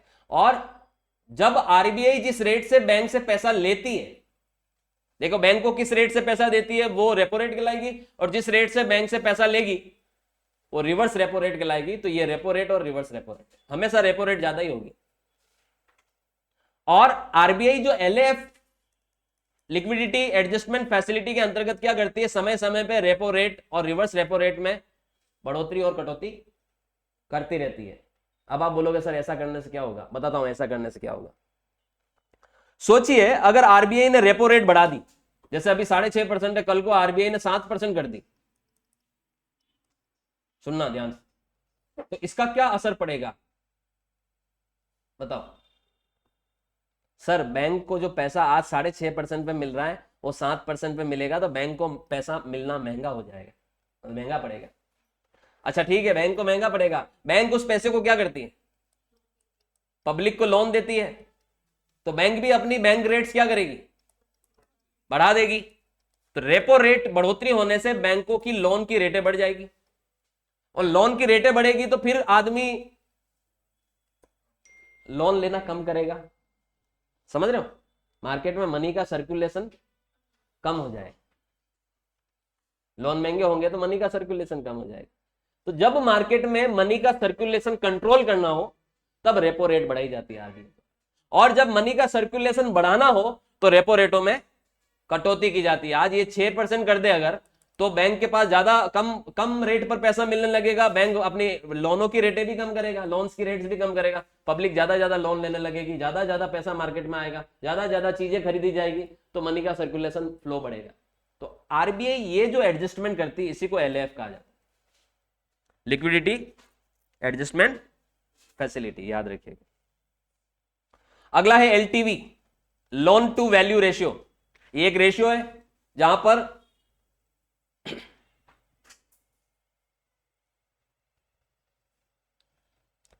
जैसे बैंक, एक बात बताता हूं मैं, ध्यान से देखना, एलटीवी समझना है तो आप यहां पर दो एग्जांपल से समझिए। एक का नाम है ए, एक व्यक्ति का नाम है बी। ए के नाम पर 50 लाख रुपए की प्रॉपर्टी है, वो प्रॉपर्टी किसी भी रूप में हो सकती है, और बी के नाम पर 10 लाख रुपए की प्रॉपर्टी है। ध्यान देना, ये एसेट है, क्या है, एसेट्स। ए गया बैंक के पास, ए ने बैंक को बोला कि मुझे 40 लाख रुपए का लोन चाहिए। क्या चाहिए, 40 लाख का लोन चाहिए। बी भी गया बैंक के पास, दोनों पड़ोसी है, दोनों को ये 40 लाख का लोन मकान बनवाने के लिए लेना, या किसी भी चीज के लिए लेना, वट एवर द यूज। बी ने भी बोला मुझे 40 लाख का लोन चाहिए। बैंक सबसे पहले इनका एलटीवी देखेंगे। क्या देखेंगे, एलटीवी, सिबिल स्कोर तो देखेंगे ही, नो डाउट, एलटीवी भी देखेंगे। एलटीवी का मतलब होता है जो लोन इन्होंने मांगा है उसके अगेंस्ट में इनके पास कितनी वैल्यू की एसेट है। एलटीवी का मतलब होता है लोन टू वैल्यू, यानी जितना लोन एक बोरोर ने डिमांड किया है उसके अगेंस्ट में उसके पास एसेट कितनी है, उसके पास कितनी वैल्यू की एसेट है, संपत्ति है। क्योंकि कल को आप उसको लोन दोगे और अगर वो लोन में क्या करता है, डिफॉल्ट करता है, तो उस केस में आपकी वो एसेट अगर मॉर्गेज कर दी बैंक ने तो वो एसेट ले सकता है बैंक, या कोर्ट में जाके भी आपसे रिकवरी करवा सकता है, आपके पास उतनी मात्रा में एसेट है। कोर्ट भी आपके फेवर में डिसीजन, बैंक के फेवर में डिसीजन देगा और आपसे वो एसेट को नीलामी करवा के, ऑक्शन करवा के अपना पैसा रिकवर करवाएगी बैंक को। लेकिन आप सोचिए जब एलटीवी देखेंगे तो यहां पर आप समझिए इसका एलटीवी परसेंटेज 80% है। कितना? 80। कि अगर मैं इसको 100/80 कर दीजिए आप, कि अगर 80 रुपए देता हूं तो इसके पास 100 रुपए की एसेट है, समझना। और इसका देखिए आप कि 40 लाख मांग रहा है और 10 लाख की एसेट है, तो बैंक तो यहां तो रिस्क नहीं लेगा क्योंकि इसका एलटीवी परसेंटेज बहुत कम आएगा। इसका एलटीवी परसेंटेज कितना आएगा? 100/80 करो, कितना आएगा? 125% शायद। तो इसका एलटीवी परसेंटेज 125% है। 100 रुपए के लोन पर 125 रुपए की एसेट इसके पास है और इसका एलटीवी परसेंटेज आएगा मात्र 25%। तो 100 रुपए दूंगा तो 75 रुपए कहीं ना कहीं खड्डे में डालने जैसा हो रहा है, क्योंकि रिकवरी ज्यादा ज्यादा कितनी हो पाएगी? 25%। So this is called LTV. याद रखिएगा कि जब भी कोई आपको अमाउंट ऑफ लोन अगर बैंक देता है तो वो ये जरूर डिटरमाइन करता है कि आपके पास कितनी वैल्यू की क्या है, एसेट है, जिसको कोलेटरल रखा जाए, गिरवी रखा जाए। कोलेटरल का मतलब होता है गिरवी रखा जाए। This is called LTV. Alright, आगे बढ़ते हैं। समझ में आ रहा है? नींद तो नहीं आ रही? गुड। एमएमआईडी, एमएमआईडी का मतलब होता है मोबाइल मनी आइडेंटिफायर। क्या होता है? Mobile money identifier. ये 7 डिजिट यूनिक नंबर होता है। आप अपने बैंक में जाइए, बैंक आपका एमएमआईडी नंबर इश्यू करेगा, रजिस्टर्ड करेगा आपको, और उसके बाद याद रखिएगा एमएमआईडी से क्या होता है। सोचिए दो व्यक्ति हैं, दोनों के पास एमएमआईडी है, दोनों ने अपने अकाउंट को किससे कनेक्ट कर रखा है? एमएमआईडी से कनेक्ट कर रखा है। दोनों के पास स्मार्टफोन है, वो चंद सेकंड में एक अकाउंट से दूसरे अकाउंट में पैसा फोन के माध्यम से ट्रांसफर कर सकते हैं। जब आप एक डिवाइस से दूसरी डिवाइस में इसको इंफ्राड होता है ना मोबाइल में, जब हमारा मोबाइल का डेटा इधर से उधर करते हैं, उस टेक्नोलॉजी को क्या कहते हैं? एक तो ब्लूटूथ, एक इंफ्राड होता है ना। और भी ऐसी काफी काफी सारी ऐप आती थी पहले, अभी भी आती होगी। कौन सी? क्विक शेयर, जहां पर डेटा इधर से उधर कर ले तो आपस में लिंक करके सेम टू सेम आपके अकाउंट से पैसा उसके अकाउंट में मोबाइल डिवाइस के जरिए चला जाएगा, अगर दोनों ने क्या इश्यू करवा रखी? एमएमआईडी नंबर ले रखा है। तो एमएमआईडी मतलब डिवाइस से डिवाइस मनी ट्रांसफर, एकदम इंस्टेंट फास्ट तरीके से फंड ट्रांसफर, एमएमआईडी कहलाता है। याद? ऑलराइट। एनबीएफसी के ऊपर अभी हम पहले बात कर चुके हैं कि ये मिनी बैंक्स कह सकते हो आप इनको, नॉन बैंकिंग फाइनेंशियल कंपनियां। जैसे भारत की सबसे बड़ी एनबीएफसी है बजाज फाइनेंस, नाम सुना है?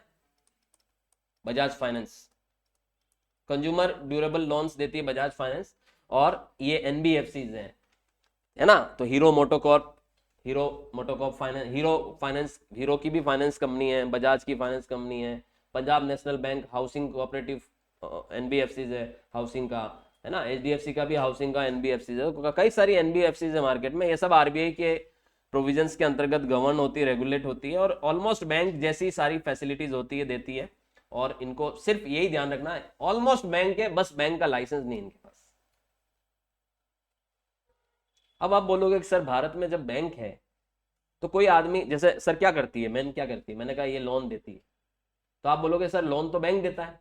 मैंने कहा बैंक जिनको लोन नहीं देता है आसानी से, वो फिर कहां जाएगा? आदमी को पैसे की तो जरूरत है, बैंक दे ही नहीं रहा है। बैंक कहीं ना कहीं, बैंक तो हर चीज चेक करता है। बैंक का लोन सिस्टम बड़ा तगड़ा है, आरबीआई के रूल्स के अनुसार बैंक काम करता है। तो बैंक ने आपको लोन देने से मना कर दिया तो आपके पास ऑप्शन क्या है?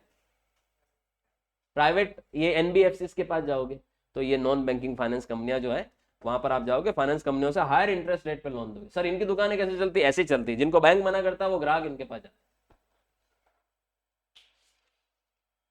अब इसका एक बढ़िया एग्जांपल बताता हूं। आप लोगों की इस स्कूलिंग कौन से बोर्ड से हुई? या तो सीबीएसई से हुई होगी, या हम राजस्थान में आरबीएसई से किया होगा, दोनों रेगुलर बोर्ड है?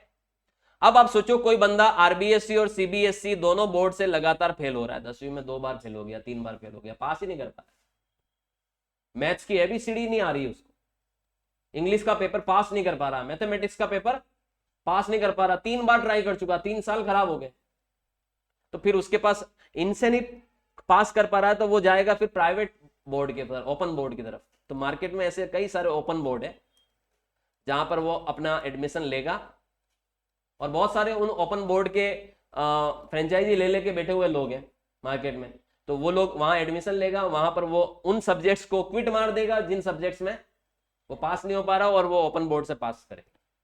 तो भाई दुकानें अगर इनकी चल रही तो इनकी भी तो चल रही है, क्योंकि इनकी दुकानें चल रही पास होने वालों से और इनकी दुकानें चल रही इनमें फेल होने वालों से। तो सीधी सी बात है, हर तरह का कस्टमर है मार्केट में, तो एनबीएफसी का भी अच्छा खासा बिजनेस चलता है, क्योंकि हर व्यक्ति को बैंक अपनी सर्विसेज नहीं देता, या देने से मना कर देगा तो एनबीएफसी के पास जाएगा। या फिर बैंक में कई बार क्या होता है, फॉर्मेलिटीज बहुत ज्यादा होती है और आपको लोन मिलने में थोड़ा समय लग सकता है, और आपको बिल्कुल फास्ट पैसा चाहिए, तब भी आप फिर डायरेक्ट किनको अप्रोच करते हैं?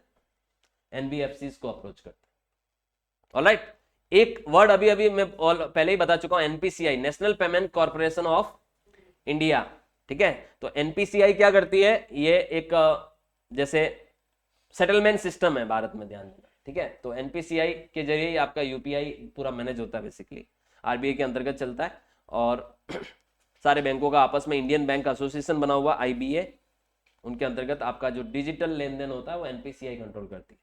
आगे बढ़ते हैं, ओटीपी नाम जरूर सुना होगा, वन टाइम पासवर्ड, है ना। तो जितनी भी हम आज की तारीख में बैंकिंग सर्विसेज ले रहे हैं, तो ज्यादातर जब हम कोई ऑनलाइन ट्रांजेक्शन करते हैं तो वो एक बार वेरिफिकेशन के लिए हमें क्या भेजते हैं, ओटीपी भेजते हैं, और जब हम ऑथेंटिकेट करते हैं ओटीपी डालकर, तब जाकर वो एग्जीक्यूट होता है काम। इसीलिए तो बैंक आप बैंक के एडवर्टीजमेंट देखते हो, आरबीआई के एडवर्टीजमेंट देखते हो, अपना ओटीपी किसी के साथ शेयर न करें, ये थोड़ा कैश सेंसिटिव हो जाता है। वो नंबर ओटीपी में जो 6 डिजिट का आया, आपने उसको कंफर्म किया तब जाके वो काम आप कर पाते हो, सर्विस ले पाते हो, ठीक है। तो ज्यादातर जो ऑनलाइन ट्रांजैक्शन होते हैं वो सब ओटीपी से सिक्योर होते हैं। एक होता है ओटीसी, ओवर द काउंटर, जब आप कोई भी ऐसा इंस्ट्रूमेंट जो बैंक में जाके बैंक की सर्विस ले रहे हो, बैंक में जाके, तो वो ओवर द काउंटर कहलाता है। क्या कहलाता है? Over the counter. जैसे चेक क्या एक ओवर द काउंटर इंस्ट्रूमेंट है, डिमांड ड्राफ्ट क्या एक ओवर द काउंटर इंस्ट्रूमेंट है। एक व्यक्ति ने दूसरे व्यक्ति को दिया, दूसरा लेके गया बैंक में और जाके जमा कराया, तब जाके बैंक ने इसके अकाउंट से उसके अकाउंट में पैसा ट्रांसफर किया, इसको क्या कहते हैं? Over the counter. आज बैंक में कैश जमा कराने जा रहे हो या कैश विड्रॉल करने जा रहे हो या कोई भी सर्विस बैंक में जाके ले रहे हो, वो ओवर द काउंटर कहलाएगी। क्या कहलाएगी? ओटीसी। ऑलराइट, अगला है पैन। पैन आप सब जानते हैं, परमानेंट अकाउंट नंबर। ये एक अल्फा न्यूमेरिक कोड होता है 10 डिजिट का, एनएसडीएल और यूटीआई आईटीएसएल के जरिए हम लोग पैन अप्लाई करते हैं। 49A में एप्लीकेशन लगती है, आप हमें पैन नंबर अलॉट होता है और ये लाइफ टाइम के लिए वो हमारा पैन नंबर हमारे पास रहता है। इंडिविजुअल और बिजनेसेस अपना पैन नंबर लेते हैं और उसी के बिहाफ पर वो अपना इनकम टैक्स और जीएसटी वगैरह का काम करते हैं, क्योंकि जीएसटीआईएन लेने के लिए भी पैन नंबर जरूरी है, याद रखिएगा। ऑलराइट, अगला है पिन। इसको कहते हैं पर्सनल आइडेंटिफिकेशन नंबर। पिन क्या होता है? बेसिकली आजकल देखिए हम यूपीआई भी यूज कर रहे हैं, तो हम अपनी आईडी, एक तरीका होता है ओटीपी ट्रांजैक्शन करने का, और एक होता है पिन। तो आप जब किसी को गूगल पे, फोन पे से पेमेंट करते हो, तो आप लास्ट में सामने वाले का आपने क्यूआर स्कैन कर दिया, आपको क्या डालना पड़ता है? वहां पे पिन डालना पड़ता है। तो पिन एक 4 डिजिट का एक नंबर सेट कर लेते हैं हम लोग। अपना डेबिट क्रेडिट कार्ड इस्तेमाल करते वक्त भी पिन इस्तेमाल करते हैं एटीएम पर, और ऑनलाइन बैंकिंग में भी हम लोग पिन यूज करते हैं बेसिकली। तो ये एक सेंसिटिव नंबर होता है जो हमारे ट्रांजैक्शन करने के लिए हमें जरूरी होता है। तो ओटीपी और पिन दोनों ही तरीके से हम लोग अपने ट्रांजैक्शन को एग्जीक्यूट करते हैं। ऑलराइट, एक वर्ड होता है पीबीएक्स, प्राइवेट ब्रांच एक्सचेंज, इसको ईपीबीएक्स भी कहते हैं हम। तो देखिए जो बड़ी बड़ी कंपनियां होती हैं या बड़े बड़े जैसे बैंक्स भी आप बात करें, तो उसमें कितने ही काउंटर होते हैं, अलग अलग काउंटर पे अलग अलग लोग बैठे होते हैं, अलग अलग काम कर रहे होते हैं। जब उनको आपस में एक दूसरे से बात करनी होती है, तो वहां पर उनका एक टेलीफोन लगा होता है, मोबाइल, और सॉरी मोबाइल क्या कहते हैं, टेलीफोन लगा हुआ होता है, वो वहां से उठा के वो आपस में वहीं पर, जैसे पास में ही कोई बैठा हुआ है, उसको उसका नंबर टाइप किया और डायरेक्ट वो आपस में बात कर पाते हैं। तो पूरी की पूरी उस ऑर्गेनाइजेशन में जो कम्युनिकेशन है आपस में एम्प्लॉइज का, उसके लिए ऑर्गेनाइजेशन क्या डेवलप करवाती है, एक प्राइवेट ब्रांच एक्सचेंज डेवलप करवाती है जिसको कहते हैं पीबीएस और पीबीएक्स, और इसके माध्यम से सारे टेलीफोन आपस में लिंक हो जाते हैं और आपस में एक दूसरे से वो लोग बात करते हैं, राइट। अभी मोबाइल का जमाना आ गया है, आप बोलोगे सर मोबाइल आ गया, अब कहां जरूरत है, यार मोबाइल आ गए हैं वो ठीक है, लेकिन मुझे बताओ, मेरे से 10 कदम दूर एक केबिन में एक ऑफिसर बैठा हुआ और मैं यहां बैठा हुआ हूं, मुझे दिन में 50 बार उससे कम्युनिकेट करना पड़ता है, तो मैं 50 बार मोबाइल उठाऊंगा, उसका नंबर डायल करूंगा, उसको लगाऊंगा, मोबाइल पे बात करूंगा। तो उस केस में ब्रांच में आपस में कम्युनिकेट करने के लिए ईपीबीएक्स सिस्टम होना जरूरी होता है, जहां पर बहुत सारे एम्प्लॉय एक ही ऑर्गेनाइजेशन में काम करते हैं। ऑलराइट, एक और है PFMS, public finance management system. ये एक डिजिटल प्लेटफॉर्म है जो गवर्नमेंट ऑफ इंडिया ने डेवलप कराया है, जहां पर आप जितना भी पब्लिक के फंड्स हैं उसको आप वहां से ट्रांसपेरेंट सिस्टम में आप देख सकते हो, मैनेज कर सकते हो। तो ये एक वेबसाइट है जहां पर जाके आप सारे अपना फंड्स वगैरह का पूरा डेटा वगैरह चेक कर सकते हो, ठीक है। तो ये इसको कहते हैं public finance management system. Alright, government की वेरियस स्कीम्स, गवर्नमेंट के various programs, scholarships, pension, subsidy, grants, सारी डिटेल आपको एक सिंगल विंडो या सिंगल प्लेटफॉर्म पे मिल जाती है, और सबकी रिपोर्ट्स देख सकते हो, सब ये चीजों को मॉनिटर कर सकते हो, डिसबर्समेंट देख सकते हो, ये आपको इस सिस्टम पर मिलता है बेसिकली। और एक होता है केसीसी, किसान क्रेडिट कार्ड। केसीसी का फुल फॉर्म होता है किसान क्रेडिट कार्ड। गवर्नमेंट ने ये स्कीम लॉन्च की हुई है ताकि किसानों को, फार्मर्स को अफोर्डेबल रेट पर लोन मुहैया करवाए जा सके, उनकी एग्रीकल्चरल एक्टिविटी या रूरल उनकी जो उनसे संबंधित एक्टिविटीज है, तो किसानों को कम दरों पर लोन देने की जो फैसिलिटी वो कौन से किस पर मिलती है, केसीसी पे। ये भी बैंकों ने लॉन्च कर रखी है। बैंकों का बेसिकली मेन काम होता है पब्लिक डिपॉजिट एक्सेप्ट करना, पब्लिक को जरूरत पड़ने पे लोन देना, क्रेडिट कार्ड फैसिलिटी देना, पब्लिक का इन्वेस्टमेंट सर्विसेज देना, और उसके अलावा ऑनलाइन बैंकिंग फैसिलिटीज, एटीएम, ये सब हम आज की तारीख में बैंकिंग सर्विसेज लेते हैं। Money transfer, online money transfer.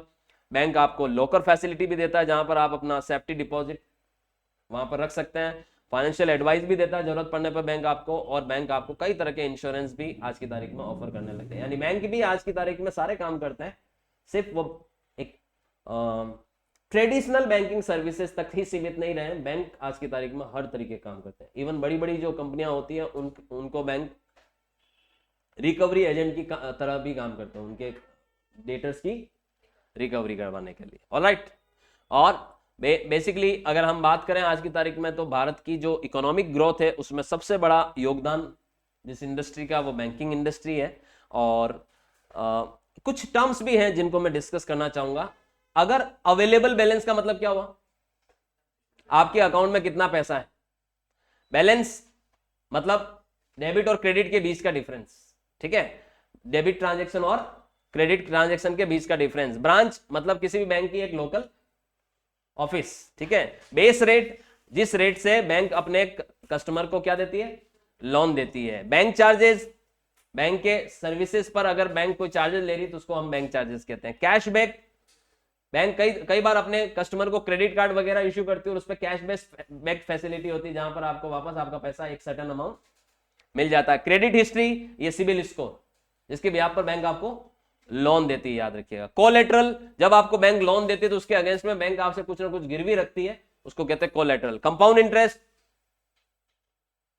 अगर आपको एफडी और आरडी या लोन पर इंटरेस्ट लिया जा रहा है और आप इंटरेस्ट को समय पे नहीं चुकाओगे तो इंटरेस्ट पे भी इंटरेस्ट देना पड़ेगा या मिलेगा आपको, वो कंपाउंड इंटरेस्ट। डीमेट अकाउंट, जब आप शेयर मार्केट में शेयर्स खरीदने बेचना चाहते हो तो आपको डीमेट अकाउंट खुलवाना पड़ता है किसी न किसी ब्रोकर के अंतर्गत, तभी जाके आप शेयर्स में ट्रेडिंग कर पाते हो, शेयर्स या सिक्योरिटीज आप खरीद बेच पाते हो। ओवरड्राफ्ट, जमा से ज्यादा पैसा निकालना क्या कहलाता है, ओवरड्राफ्ट कहलाता है। आजकल ये फैसिलिटी बैंक नहीं अलाउ करते, याद रखिए, पहले करते थे। प्लास्टिक मनी, ये जो आप डेबिट और क्रेडिट कार्ड यूज करते हो ये प्लास्टिक मनी है, जहां पर आपको एक प्लास्टिक कार्ड बनकर दिया जाता है, उस कार्ड से आप फाइनेंशियल ट्रांजेक्शन करते हो। कैश इक्विवेलेंट्स, ऐसे फाइनेंशियल एसेट्स जिनको बहुत आसानी से कैश में कन्वर्ट किया जा सकता है, उसको क्या कहते हैं, कैश इक्विवेलेंट, याद रखिएगा। सॉल्वेंसी, जब बैंक आपको जैसे सॉल्वेंसी का मतलब होता है, अगर आपको बैंक लोन देने जा रहा है तो बैंक आपकी सॉल्वेंसी देखेगा कि आपकी पेइंग कैपेसिटी, कि आप अपने ड्यूज को क्लियर कर पाओगे अभी क्या नहीं कर पाओगे। इंसॉल्वेंसी जब कोई व्यक्ति अपने लोन्स को या अपनी डेप्ट को नहीं चुका पा रहा है और देने में कैपेबल भी नहीं है, तो उसको हम क्या कहते हैं, इंसॉल्वेंट कहते हैं, इंसॉल्वेंसी पोजीशन कहते हैं। सेविंग अकाउंट, जहां पर बैंक आपको अपनी रोजमर्रा की अर्निंग के बाद होने वाली सेविंग जमा करने के लिए एक अकाउंट ओपन करके देता है, जहां पर आपको थोड़ा सा डिसेंट रेट से इंटरेस्ट दिया जाता है, और जब चाहो तब आप अपने सेविंग अकाउंट से पैसे वापस यूज कर सकते हो, उसको कहते हैं सेविंग अकाउंट। करंट अकाउंट, जहां पर आप अपनी रोजमर्रा की, अगर आप कोई बिजनेस कर रहे हो, रोज खूब पैसा आ रहा है जा रहा है, रेगुलर बेसिस पे लेन देन करना चाहते हो, तो आप करंट अकाउंट खुलवाते हो। बैंक जनरली इस तरीके के अकाउंट पर आपको ब्याज नहीं देता, याद रखिएगा। ईटीएफ, इलेक्ट्रॉनिक फंड ट्रांसफर, जब आप आपस में पैसा ऑनलाइन इधर उधर करते हो, उसको हम ईटीएफ कहते हैं। इन्वेस्टमेंट, जहां पर हम अपना पैसा कहीं बचत के रूप में इकट्ठा करते हैं और एक बड़ी बचत बना लेते हैं, उसको हम क्या कहते हैं, इन्वेस्टमेंट, जहां पर आपका पैसे से पैसा आप कमाते हो बेसिकली, ठीक है। और ग्रेस पीरियड, जहां पर आपको बैंक एक टाइम देता है, जैसे मान लो आपने क्रेडिट कार्ड दिया बैंक ने और आपको ग्रेस पीरियड दिया 30 डेज, तो आप क्रेडिट कार्ड को यूज करो, 30 दिन के अंदर अंदर वापस उस पैसे को जमा करा दो। ग्रेस पीरियड में आपकी कोई पेनल्टी या इंटरेस्ट नहीं लगेगा, ग्रेस पीरियड निकलते ही फिर वो पेनल्टी या इंटरेस्ट आपसे बैंक ले सकती, उसको ग्रेस पीरियड कहते हैं। और ये थी आज की हमारी एक छोटी सी क्लास, जिसमें हमने थोड़ा सा बैंकिंग का नॉलेज लिया और बैंकिंग टर्म्स सीखे, बैंकिंग की एब्रीविएशन सीखी, और आई होप मैंने अपनी तरफ से पूरा 100% दिया है क्लियर कराने के लिए चीजों को। अच्छा लगे तो इस वीडियो को जरूर लाइक करिए, शेयर करिए, और ज्यादा से ज्यादा आप अपने टॉपिक कमेंट भी कर सकते हैं और चैनल को सब्सक्राइब करिए। Thank you so much.